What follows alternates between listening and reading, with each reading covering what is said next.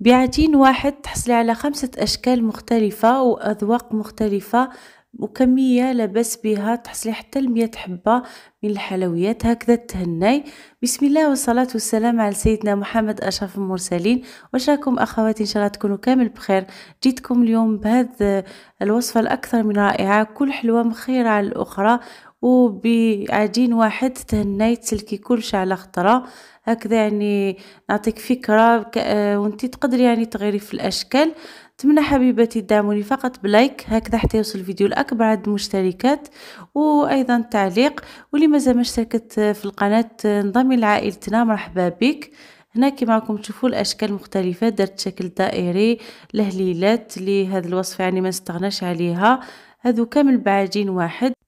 وهذه الحلويات يجوا يذوبوا في اليد مقبل من الفم كما راكم تشوفوا. الآن ننتقلوا لطريقة التحضير. بسم الله على بركة الله. هنا عندي 500 غرام مارغرين، هكذا اللي حبت تضاعف المقادير أو تنصف. نضيفوا عليهم نص كاس من الزيت، هذا الكاس يرفد 240 مليلتر، يعني كاس كبير تاع الكازوز. نضيفوا عليهم 2 حبات بيض كاملين، وكاس ونصف بنفس الكي اللي كيت به الزيت، كاس ونص من السكر الناعم. حطيت المكونات هكذا كاملة على خطرة، ضفت قرصة ملح. نضيف أيضا لافاني كما راكم تشوفوا. هنا ضفت كاس من سكر من النشاء عفوا، أو المايزينا. نبدأ نمزج هذه المكونات كامل. كما نقولكم دائما يعني سر نجاح الحلويات هنا نخلطو مليح، تخلطو حتى تشوفوا المكونات يعني المارغرين تصير اللون تاعها يميل للون الأبيض. هنا عفوا ضفت نصف كاس من الحليب، اللي حبت تستغنى على الحليب يعني ما كاش مشكل. هنا عندي كيس كامل من خميرة الحلويات. نواصل نمزج. هنا نبدا نلم بالفارينة. هنا قبل ما نتحصلوا على القوام المطلوب، يعني نخلو العجين يكون طري، رايحين نقسموه. هنا تقدروا تقسموه على حسب الأذواق اللي حبيتي ديريهم. هنا كيما راكم تشوفوا يكون العجين مازالو طري. قسمت أكبر كمية، خليتها هكذاك يعني ما ضفت لها والو، لأنه راح نحضر بها الهليلات رايحين تشوفوا. هذه نصف الكمية اللي كنت قسمتها، حطيت لها ملعقتين أكل من نواة كوكو أو جوز الهند، جات بزاف هايلة الذوق تاعها. راكم تشوفوا القوام اللي تكون فيه، يعني خليتها تكون طرية. والعجين اللي كنت ما ضفتلو والو ضفتلو شوية فارينة. هنا هذه الأخرى ضفت لها ملعقة من الكاكاو. دائما تخلوا العجين تاعكم طري. بديت نشكل في الحلوى الأولى اللي هي جات في شكل فيرو روشي، كما شفتوا جات راقية هذيك الحلوى، وأيضا الذوق تاعها ما عندي ما نقول لكم، بزاف بزاف هايلة. حتى أنا يعني انبهرت من النتيجة، لأنه هذا العجين موالفة نحضر به هذوك الهليلات. قلت يعني بما أنه راح نحضر الهليلات وعلاش ما نحضر ضعف الكمية ونحضر أنواع مختلفة، وتحصلت على نتيجة مبهرة بزاف بزاف هايلة. لأنه هاد الحلوى تاع الهليلات يعني دايما مطلوبة في المنزل، وحلويات هادو تاع الشوكولا قلت نحضرها كذا على خطرة. وهنا بديت نحضر بالعجين بذوق جوز الهند، شكلت بشكل دائري وشكل القلب. كما قلت لكم الشكل يبقى اختيار على حسب واش عندكم طابع في المنزل. وأيضا شكلت به بنفس العجين، شكلت هذه المثلثات. وهنا كنت نحضر في حشو تاع الهليلات. عندي 8 ملاعق من كاوكاو محمص مرحي، 8 ملاعق أكل، مع 8 ملاعق من حلوة الترك. نلمهم بملعقة من المربى، ما تكثروش في المربى هكذا يعني حتى ما تجيكمش جاري. هنا بعد ما تحصلت على الحشو بديت نشكل في الهليلات، يعني هذه الوصفة كنت حضرتها معاكم. نشكل الحشو بالشكل هذا، وأيضا نشكل العجين. نحاول يكونوا كامل في نفس الحجم، أو تستخدموا الميزان من المستحسن.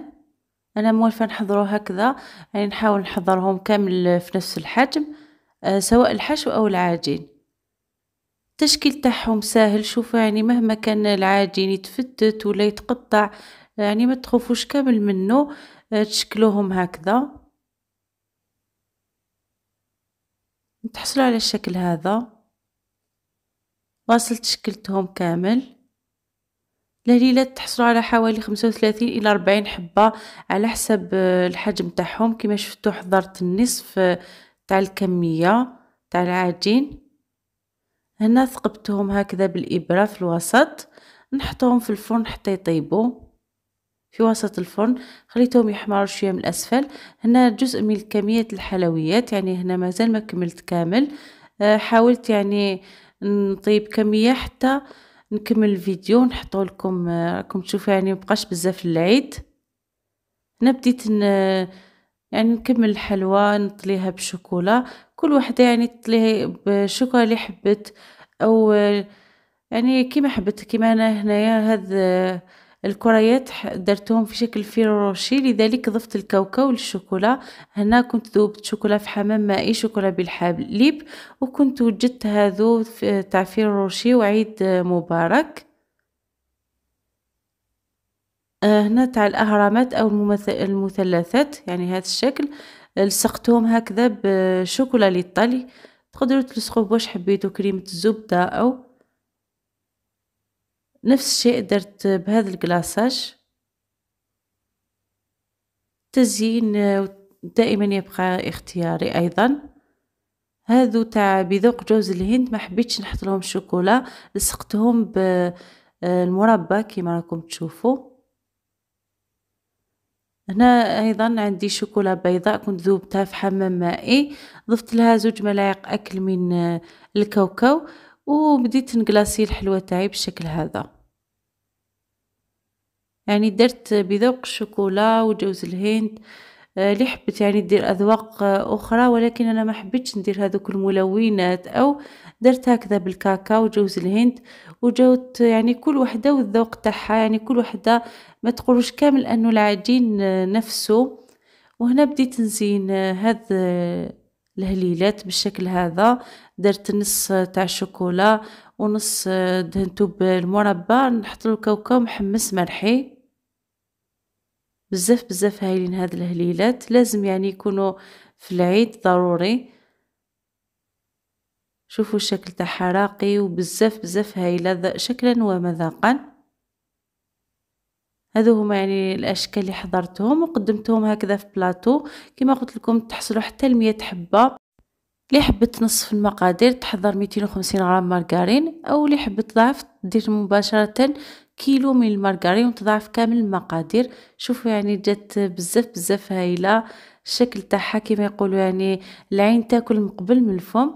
جربوها حبيباتي وبعثوا لي تطبيقاتكم عبر مواقع التواصل الاجتماعي كويزين أحلام ديزات. هكذا وصلنا لآخر الفيديو، نتمنى يكون نال إعجابكم هذا الفيديو.